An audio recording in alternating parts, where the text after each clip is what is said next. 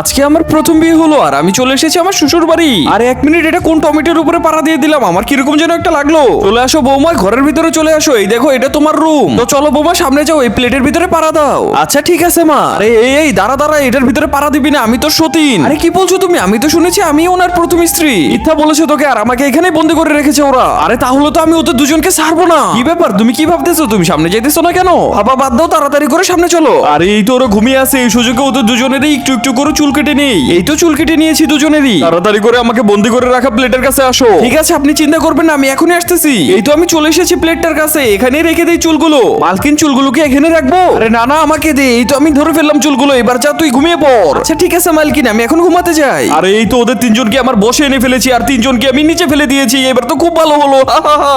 আল্লাহর সুন্দর ছবিটির জন্য তো সবাই লাইক সাবস্ক্রাইব করে দেয়, কিন্তু আজ দেখবো তোমরা মা বাবাকে কেমন ভালোবাসো। যদি মাকে ভালোবাসো তাহলে ভিডিওতে লাইক দিয়ে চ্যানেলটি সাবস্ক্রাইব করে দাও। আর যদি বাবা মা দুজনকে ভালোবাসো তাহলে কমেন্টে আই লাভ ইউ বাবা মা লিখে যাও। লাইক সাবস্ক্রাইব না করলে বুঝবো তুমি তোমার বাবা মাকে ভালোবাসো না।